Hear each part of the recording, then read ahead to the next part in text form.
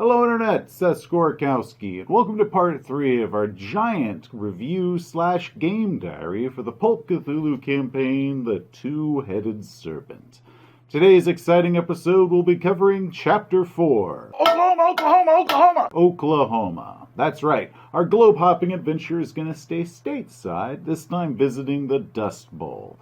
One quick update regarding our current progress. At the time of this recording, our group has now completely cleared chapters 1 through 6, which means any secret information that I've been holding back on, I can now fully divulge in these videos without fear of accidentally spoiling my own players.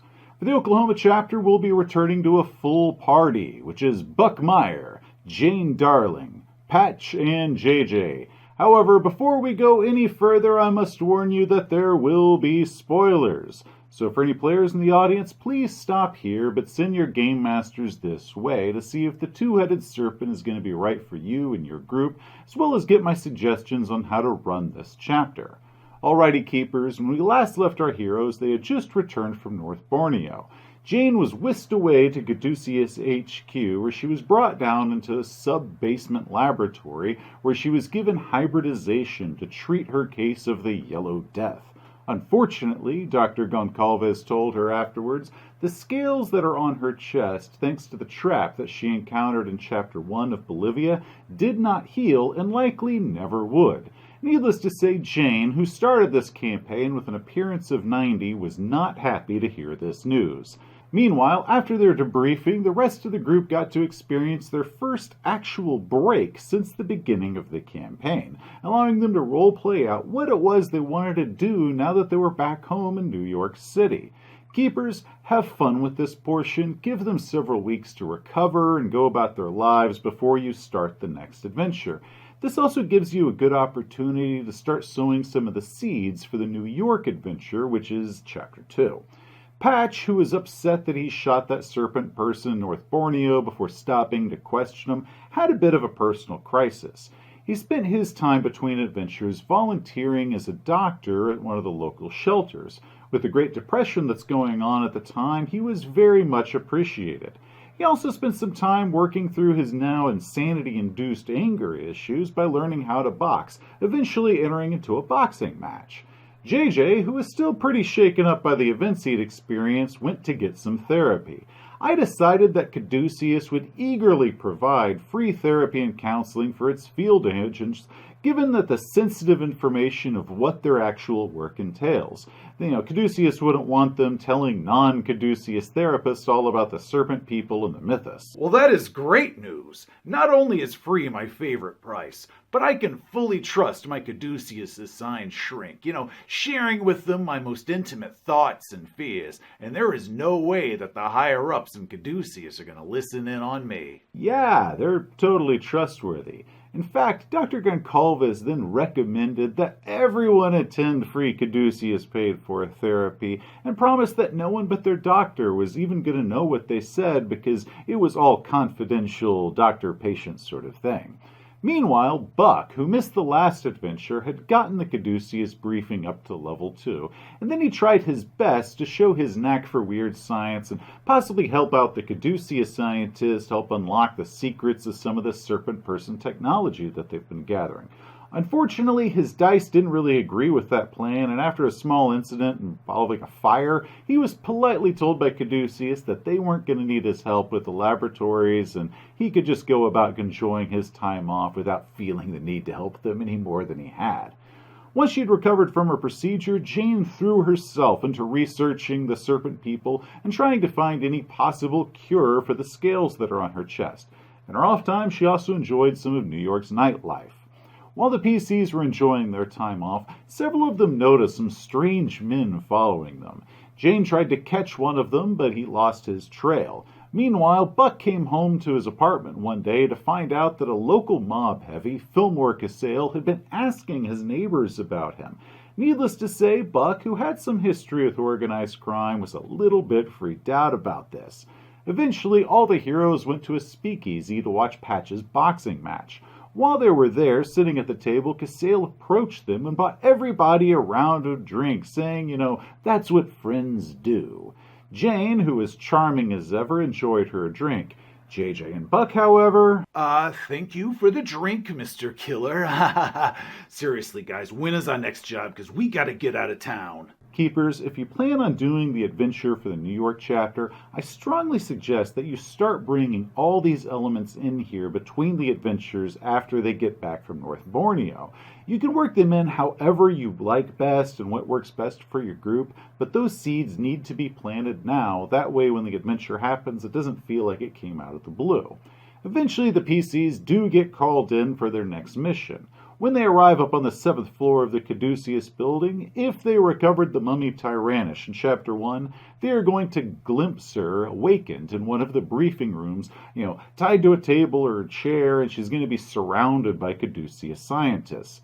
The PCs are going to be entering a different meeting room where they are finally going to meet their boss, Joshua Meadham, and his giant bodyguard, Canning. This should be a big moment, as Meadham is a major player in the campaign. Take some time with this, role-play out the conversation. Eventually it's going to move on to the mission, one that Meadham has a very personal interest in. A church in Bingham, Oklahoma has started worshiping Yig, the father of serpents. Gospel broadcasts that are going out over the radio contain a hidden message that is telling people to come to Bingham to worship Yig. Meadham wants to know how some backwoods town in Oklahoma has suddenly converted to worshiping Yig, and he wants to see if the Inner Night is involved in all this. During this conversation that he's having with the PCs, Dr. Gongalves should start looking a bit uncomfortable. Bring up little things that he does in order to show that discomfort without, trying to completely spell it out for the players, just enough that they pick up on it.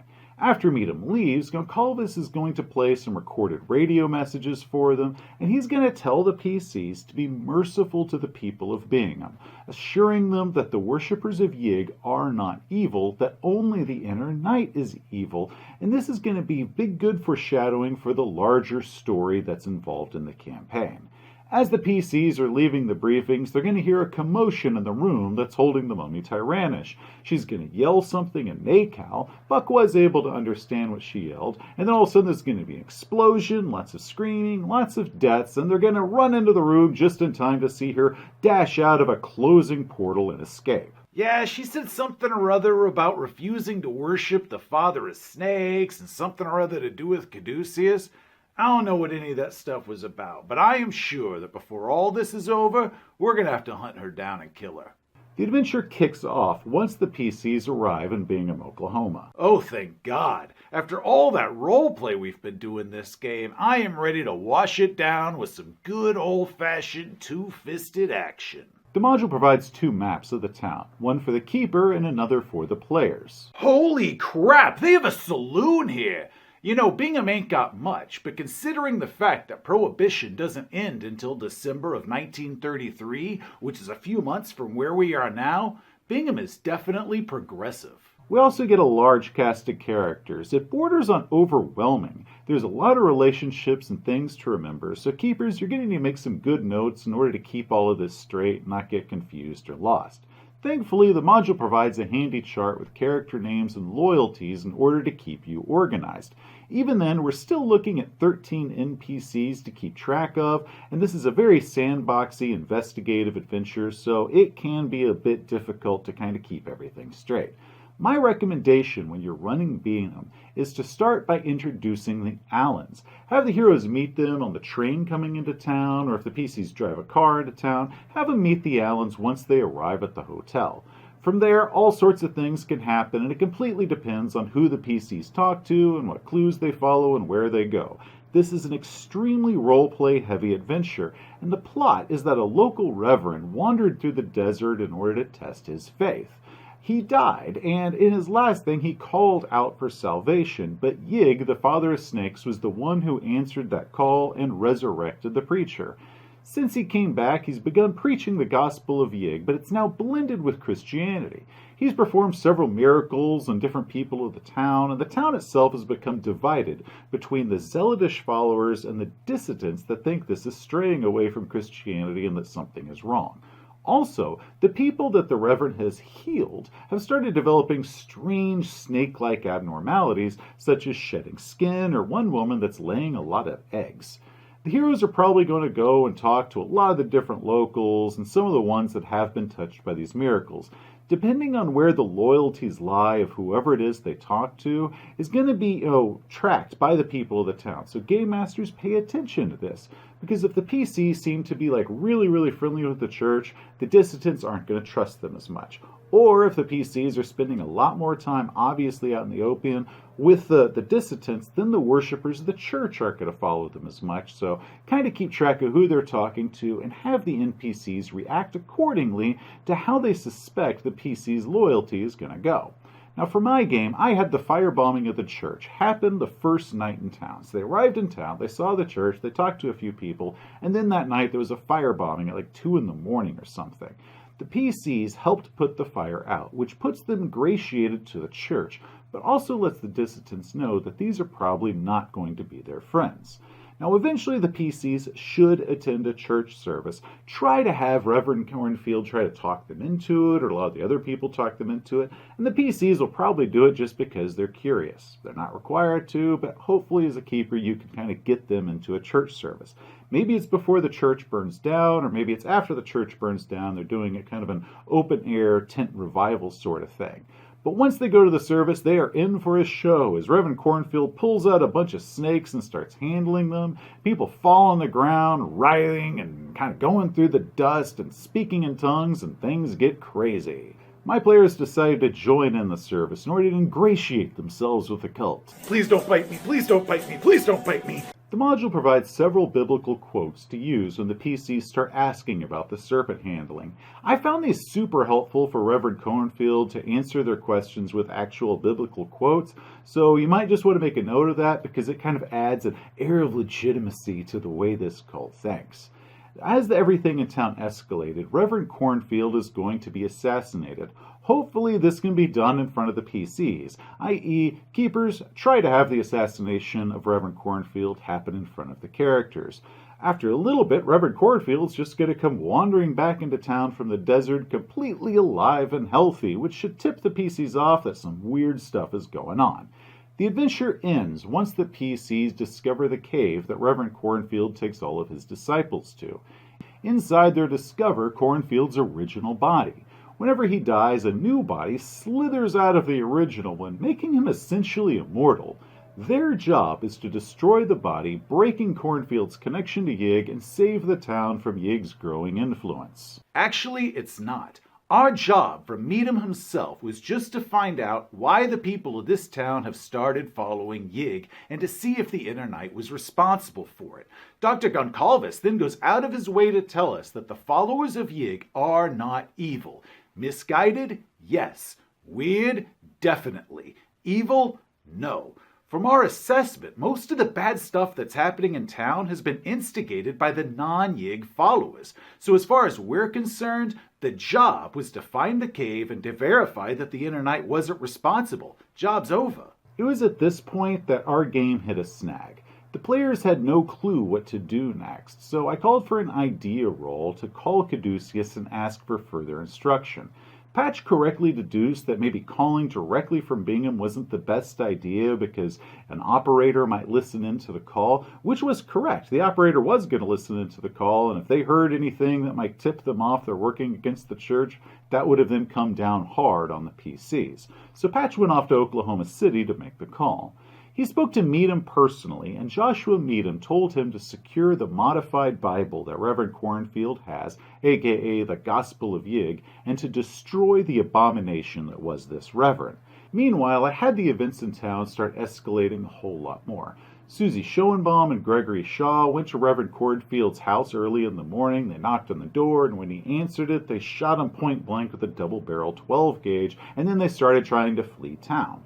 So the PCs are now in this town that's doing this massive manhunt because Cornfield's been brutally murdered. But they did take that opportunity to go into Cornfield's house and steal his Bible in order to give that to Joshua Meadham.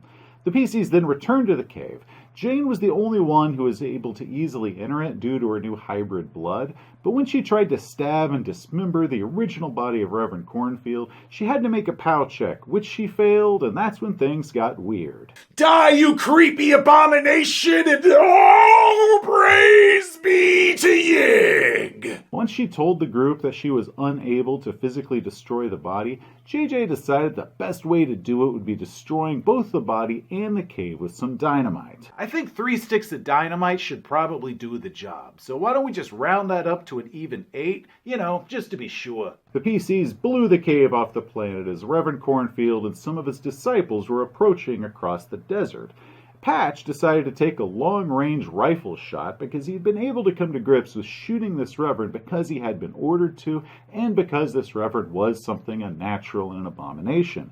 He made the shot, killing the Reverend. The PCs hopped in their car, drove away, and escaped. The job done, they got on the train, headed back home, and read the Gospel of Yig on their way back to New York.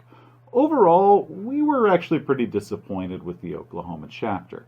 The lack of direction and no sense of urgency didn't sit well with my players. They didn't like either side of the town's division, and honestly, the entire chapter doesn't really add anything to the Two-Headed Serpent's overall plot. Look, don't get me wrong. As a Call of Cthulhu scenario, which are meant to be slow burn, investigative style adventures, yeah, the Oklahoma adventure is fine for that. But as a Pulp Cthulhu scenario in an epic, action-packed campaign, yeah, this one just didn't feel right. I mean, this campaign opens with the guy getting a headshot, and then the last adventure ended with us narrowly missing this giant atomic-type explosion. So yeah, this adventure really did disappoint us. So Keepers, here are my big suggestions to help the Oklahoma chapter out. First, have Meadham specifically request that he get daily updates from the PCs while they're in Bingham. You can have them do this 2 different ways.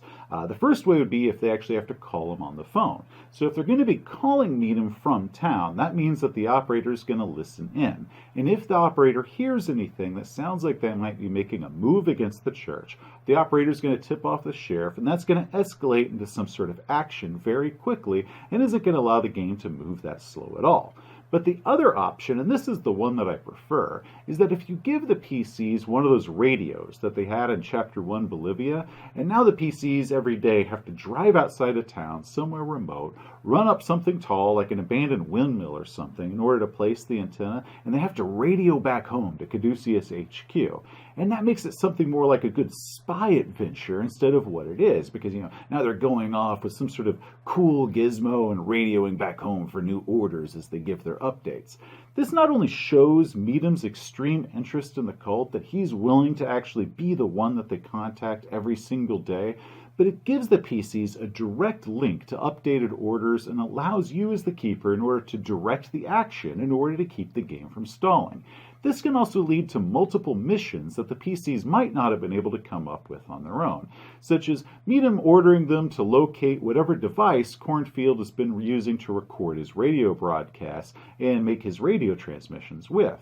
This can lead the PCs to both the recorder in town, which is a weird science device, and then back to Oklahoma City where KFOC is doing the broadcast, and maybe they have to break into KFOC in order to steal the records that have the pre-recorded sermons already on them. My players didn't even do any of these things because they didn't know that there were even options to do, and nothing in the game even kind of mentioned it or suggested that they go that way. But if you have it where the PCs can call in to meet him, he can tell them to do that, and that can send the PCs off on different adventures like that. Maybe have Meadham not only order that the PCs interview all the townspeople that have been healed by Reverend Cornfield, but maybe get some sort of biological samples, such as blood, or some of the skin that's being shed, or maybe some of the eggs that one woman is laying. So now you have the PCs, going out of town and reporting directly to the big boss himself, who's giving them all these different covert missions, which turns this more into a spy thriller than just a standard Call of Cthulhu investigation, and it turns it into a possible race as the townspeople are figuring out that somebody is working against them, because the broadcast transmitter has been destroyed or stolen, and somebody broke into the radio station and stole all the records, and somebody stole the eggs, drugs and that sort of thing like that, or they stole the Bible, and now the PCs are trying to play two different parts, and that adds a lot of excitement to the game. It still gives the adventure a great change of pace from what the others are, which are primarily action, and that is how this adventure was intended to be, but it still keeps the adventure feeling pulpy. I feel that while the authors were really wanting to do something different with this adventure, they just simply swung the pendulum too far. Another option would just be skipping the Oklahoma chapter altogether. Again, it doesn't add anything to the overall plot of the Two-Headed Serpent. The main points that it does add are actually before it starts and after it ends. The scene where they get to meet him in New York and where Tyrannus escapes, as well as the parts with the Mafia that bookend either end of the adventure. So the best things about this adventure for the overall plot are not actually in the adventure itself, and you could put another adventure there. So these things do need to happen for the overall campaign flow, but it doesn't have to be Oklahoma that happens in the middle between it all. So in theory, you could move everything around to where the PCs arrive back home from Chapter 1, and instead of going straight into Chapter 2, which is North Borneo, you could give them a little bit of time off, and that's when the Mafia reaches out and contacts them. And then they go out and they do Chapter 2 or Chapter 3, they do North Borneo, and then they come back, and then you escalate a little bit more, you have Tyrannus escape, and then you bring Bingham in, and Bingham gives them the personal introduction and everything in order to send them off to Iceland. So you could do it without Oklahoma. However, I don't think it's necessary to skip it altogether. I actually do like the storyline and the elements of Oklahoma. I just think it needs to be a little bit pulpier and have a little bit more direction for your PCs. So I really do recommend that you make the modifications that I'm suggesting in order to keep it in here, because it is a lot of fun as long as you keep the PCs focused on something. And once again, keep it pulpy and keep it exciting, because that's what this whole campaign is about. Now, once my player characters did return from Oklahoma and we were done with that part of the campaign, we had quite a bit of time left in the session. By the way, our sessions, if anyone's curious, run between 8 to 10 hours on average, so we have got really long sessions.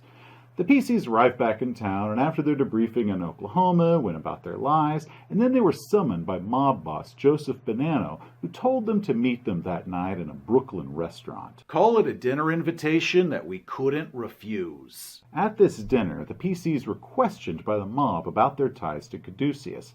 The mob had received a tip that Caduceus might be smuggling some heroin out of some warehouses that are in Red Hook, and because Caduceus is so well respected, Bonanno doesn't want to make a move against them till he can verify one way or the other whether this is true or not. So he offers the PCs $1,000 to get some sort of evidence about what Caduceus is doing in Red Hook. This left with a great setup for the next session, with the PCs terrified because now they had the Mafia looking down over their shoulders, and they felt like they might have to work against Caduceus, which they really fully trusted Caduceus. Probably not the best idea, but they had left the game with trying to figure out what their next move was going to be. Now this is all going to be set up for the New York adventure, which we actually didn't get to play the New York adventure until after they had returned from Chapter 5 of Iceland. But this is a nice bit of lead up, and it's very valuable, and I love that aspect of the New York adventure that has this kind of gradual build up toward it. So keepers, if you can, try to work in all the mob portions for the New York adventure at this point. Don't forget to do this. One idea that would be cool is if you could end the session with them being summoned to the dinner, but then begin the next game once they arrive at the dinner, because that leaves a nice little cliffhanger, which once again falls into the whole pulpy aspect of it. Now, once again, it's kind of difficult to predict exactly when you're going to be ending a session because there's so many variables involved. But if you can pull it off, it'd be really cool if you could do it where it ends with them getting summoned. That's it for this episode. Next episode's going to bring us to Iceland, where the action once again ramps up and one of our heroes does not make it out alive. Hey, thanks for watching. If you enjoyed the video, please give it a like. If you want to see some of our other videos, such as game reviews or further episodes in this series, just hit that subscribe button. Till next time, heroes, you have a great day. Oklahoma, where the wind comes sweeping down the plain.